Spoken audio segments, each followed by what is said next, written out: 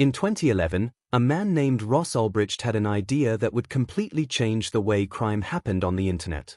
He wanted to create something that the government couldn't control or shut down. Ross was 27 years old, highly intelligent, and strongly against government interference in people's lives. He believed that laws and regulations took away personal freedom, and he hated the way the government controlled money, business, and even personal choices.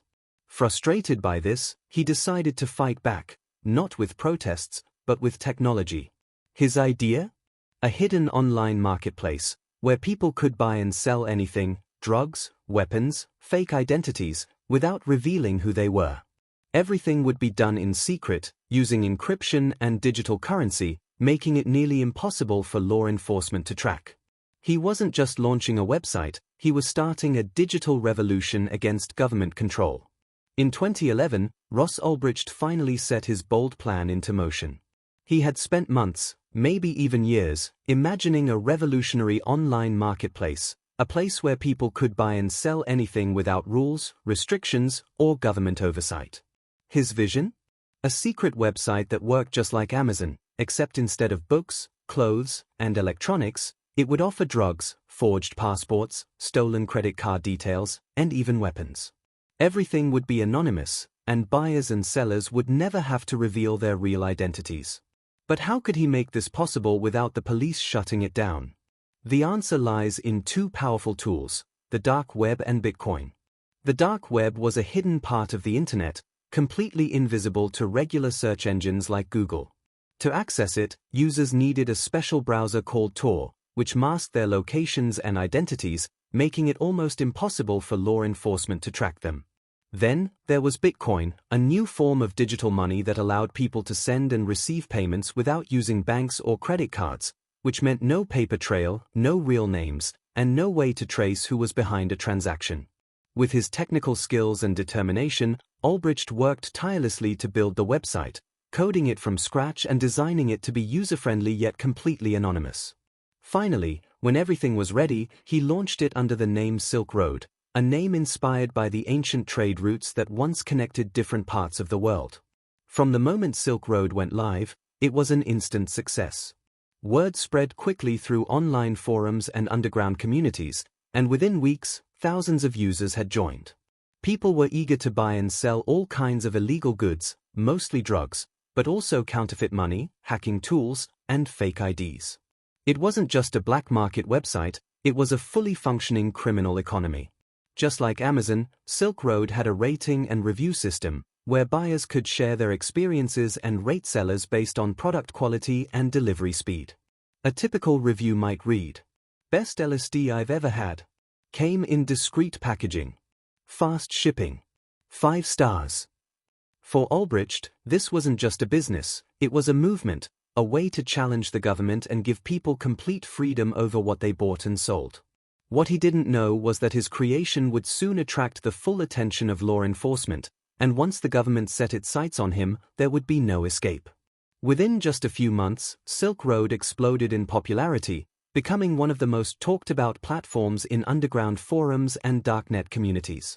It wasn't just another shady corner of the internet, it was a revolutionary black market, unlike anything seen before.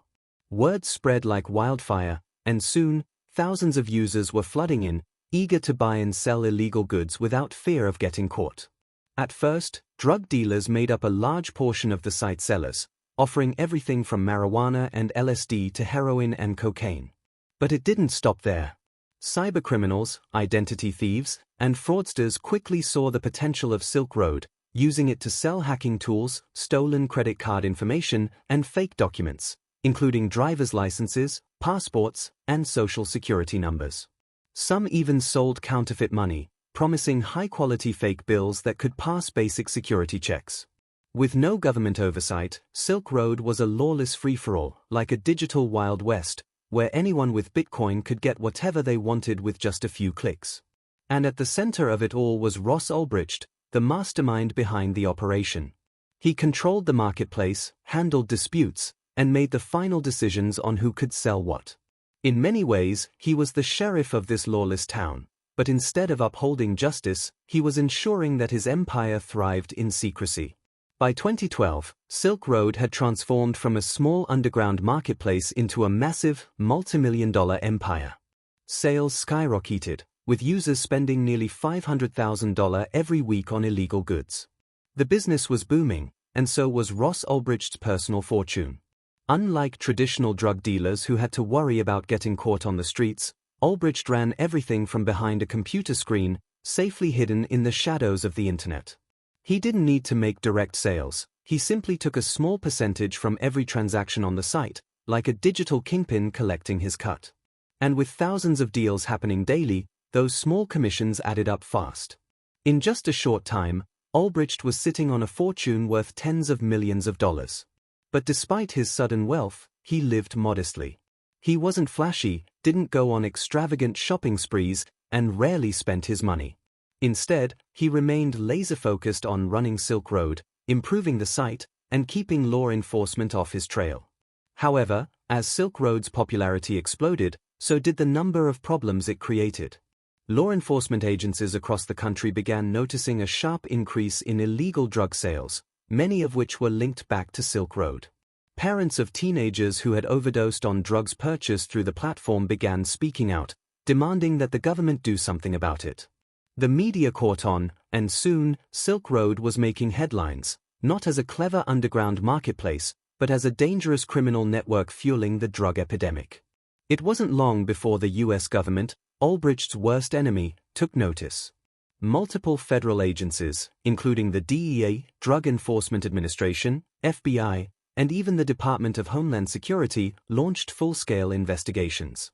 To them, Silk Road wasn't just a website, it was one of the biggest threats to public safety.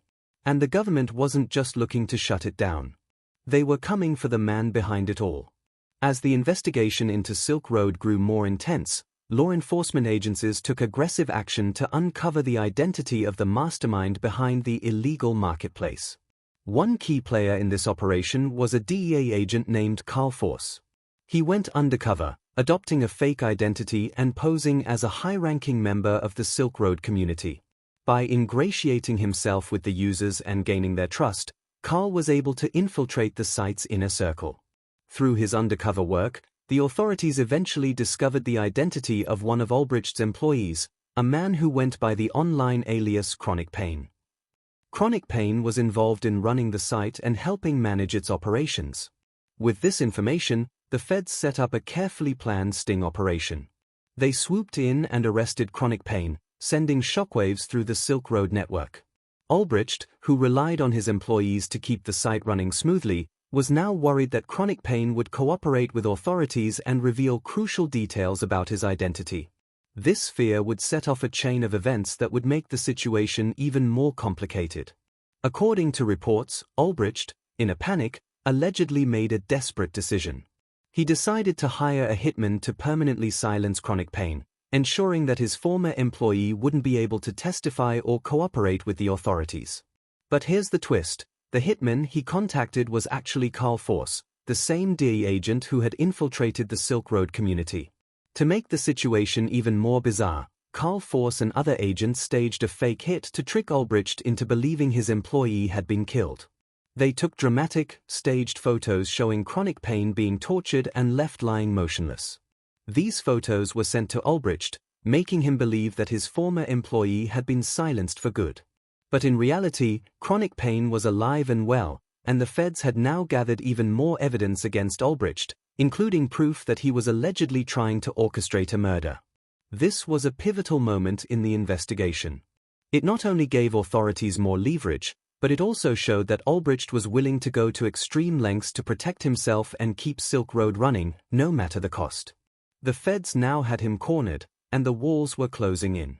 By 2013, the US government was fully committed to taking down Silk Road, but there was a major obstacle standing in their way. They still didn't know who was actually running the site.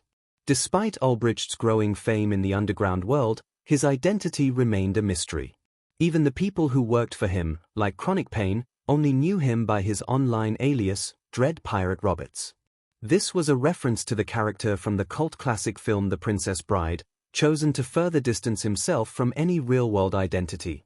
This alias made Ulbricht nearly impossible to catch. The authorities didn't even know what he looked like or where he lived. For months, investigators worked tirelessly to uncover the true identity of Dread Pirate Roberts. They knew that if they could expose him, they could finally shut down Silk Road for good. The investigation was intense. Law enforcement agents used every tool available to them. They traced Bitcoin transactions, the digital currency that powered Silk Road, hoping to track the flow of money back to Ulbricht. They scoured chat logs from Silk Road's online discussions, looking for any slip-up or piece of personal information that might reveal his location or true identity. They even joined hacker forums, trying to blend in and gather intelligence from people who might have interacted with Ulbricht or known something about him. But despite all these efforts, the authorities were met with constant dead ends. Silk Road's use of encryption, anonymity, and digital currency made it incredibly difficult for law enforcement to follow the trail. It seemed like Ulbricht had thought of every possible way to keep himself hidden from the government. However, the feds weren't giving up.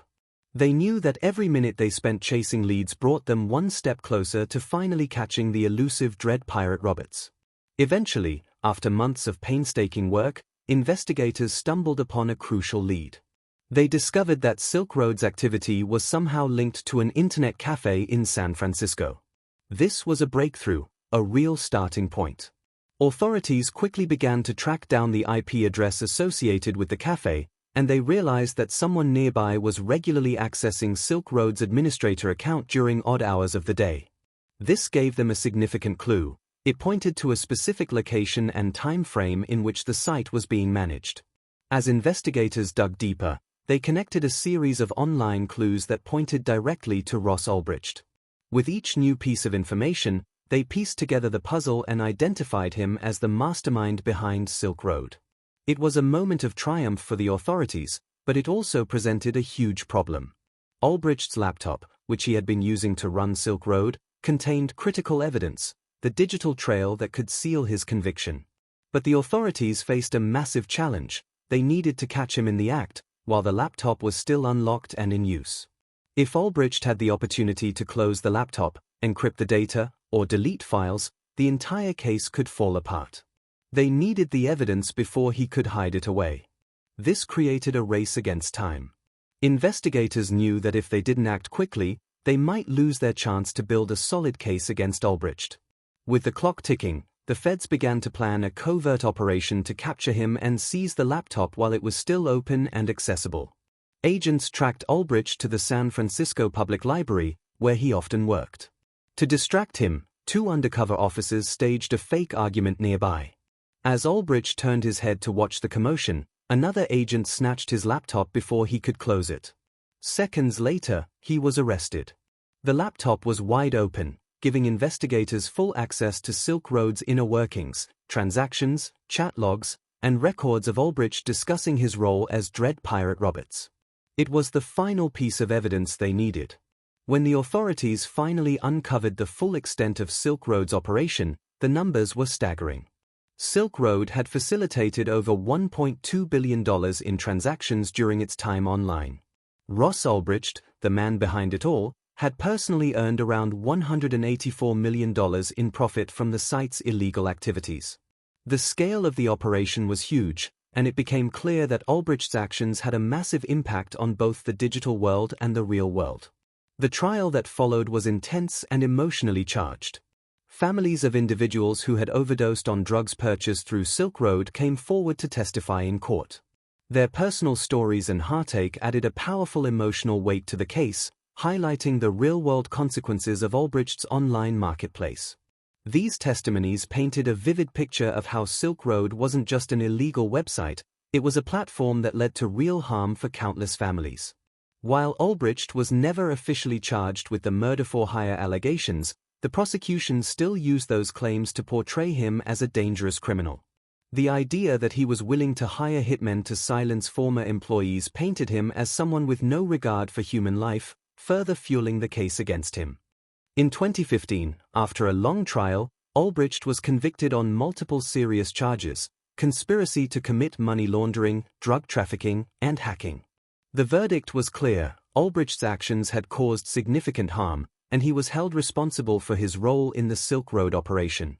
The judge handed down a harsh sentence: life in prison without the possibility of parole.